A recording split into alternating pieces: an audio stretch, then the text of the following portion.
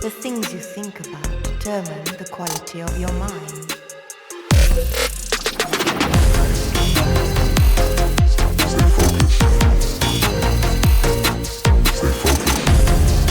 There is something living inside you right now. It has been there for years, maybe decades. It doesn't make noise. It doesn't announce itself. But every single time you get close to it,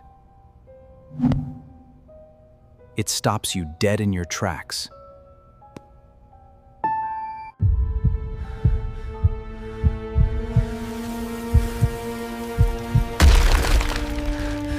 The other kind.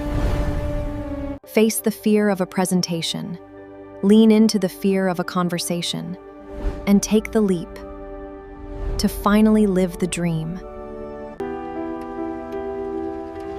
Most of us spend our entire lives building elaborate systems to avoid our fears. We call it being careful, being realistic, being smart. But what if avoiding fear isn't protecting you? What if it's slowly making the fear bigger?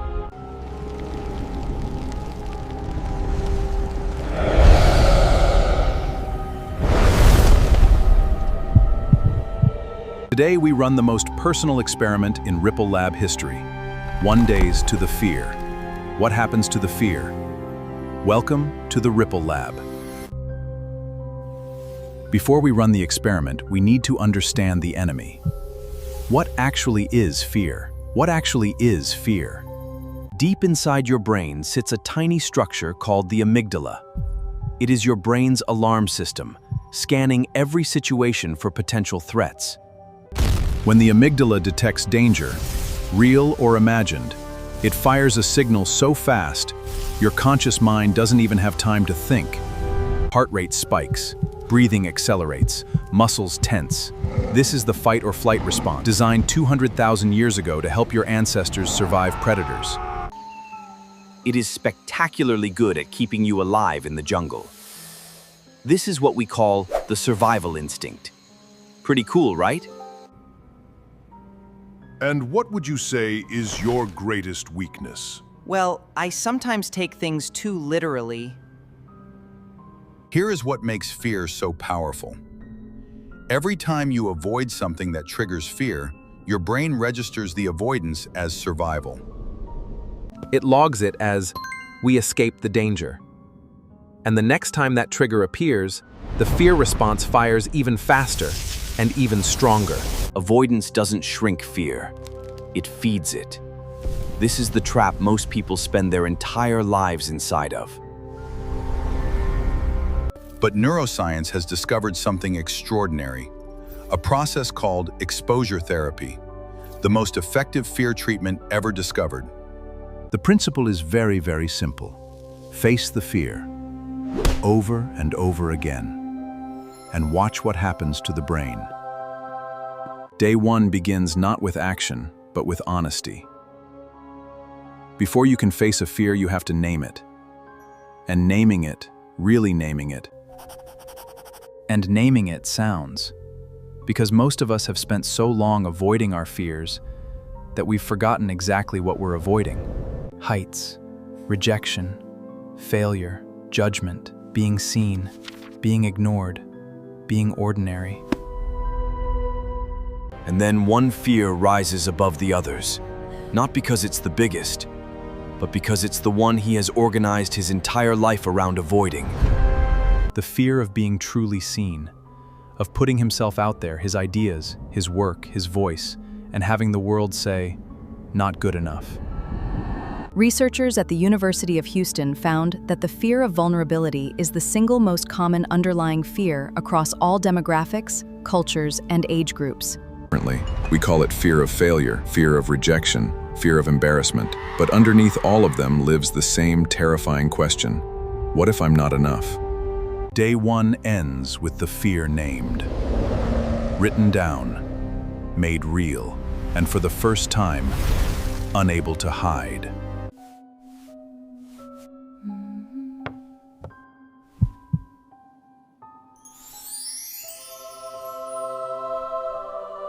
Day 2.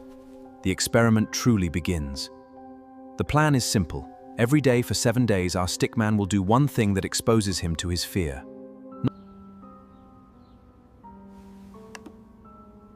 It is simply beautiful, Veo. What if I make a mistake?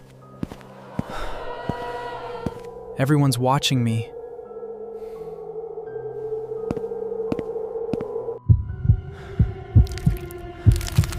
What if they hate it?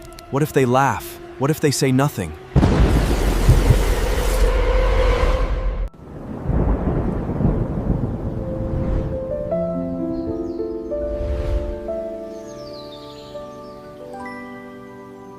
Here is what exposure therapy research tells us. The anticipation of a feared event is worse. The brain inflates the threat. These outcomes rarely materialize. You know, it's actually really good. Thanks, Flori. I was worried it was silly. No, it's really real.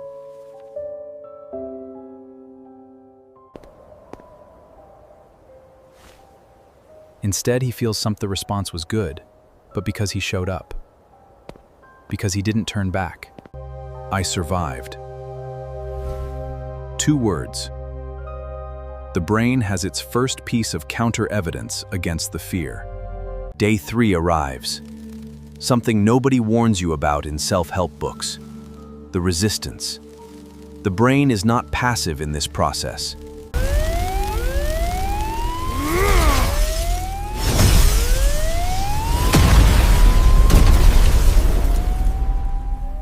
There is just too much to do. The apartment is a total disaster. And these emails won't answer themselves. Maybe tomorrow would be a better day.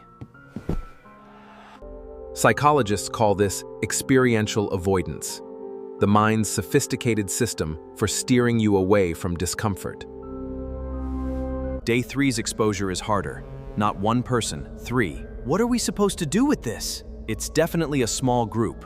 We must observe them closely. I lost my train. It is gone. What matters is the doing, not the quality of the doing. Why did you really do it? What was it actually like?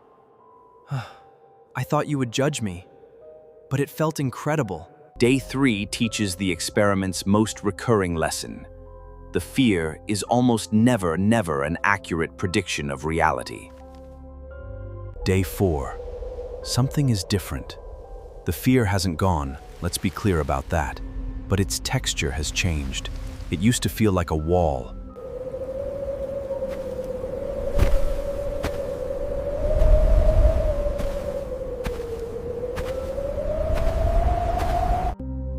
Neuroscientists call this process extinction learning. Each time the feared situation is encountered without the catastrophic outcome the brain predicted, slightly. But the compound effect of slight changes is enormous.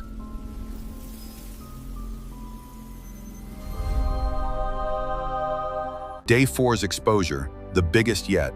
Our stickman shares his work publicly. Not with one person, not with 3, with anyone who wants to see it. And here is what the real world delivers, a mixed response. Some people love it, some people don't connect with it. Most people don't respond at all. He is still here. The criticism didn't break him. The indifference didn't erase him. He is still here. He put something real into the world, and he survived it exactly as he is. The world is less dangerous than I thought. Day 5 brings something the experiment didn't expect. An identity shift. Something subtle but seismic has begun to change in how our stickman sees himself. Not because the fear is gone, but because his relationship to the fear has changed. Before the experiment, his internal story was, I am someone who is afraid of being judged. Not to blate, I am fearless, but to something far more powerful and honest. I am someone who feels fear and moves forward anyway.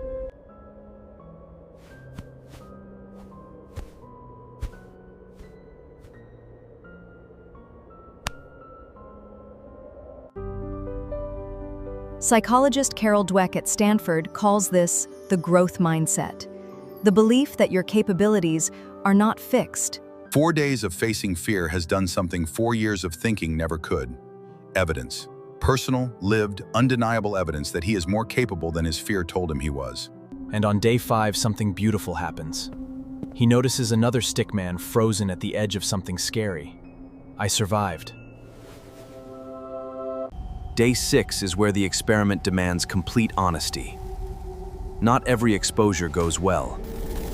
Today's doesn't. This is completely derivative.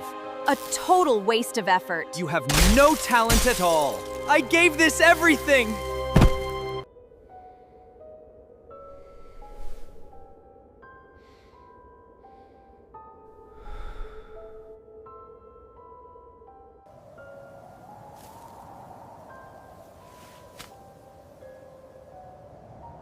He lets it be exactly as bad as it is. And then he does something that will define the entire experiment. Researchers call this negativity bias, not about the criticism. One harsh voice is real. But so are 10 warm ones. He will show up tomorrow. Not because it stopped being scary, but because stopping would mean the fear wins. The experiment demands complete honesty and transparency. I must withhold nothing.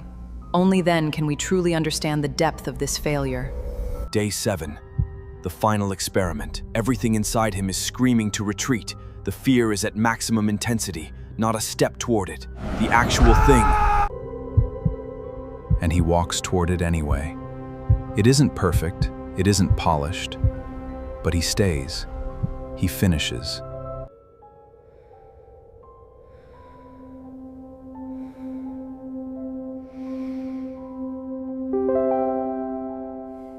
Here is what 7 days of facing fear taught us. Avoidance feeds fear. Exposure shrinks it. The anticipation is always worse than the reality. Courage is not the absence of fear. It is moving forward while afraid. One bad experience cannot erase 10 good ones.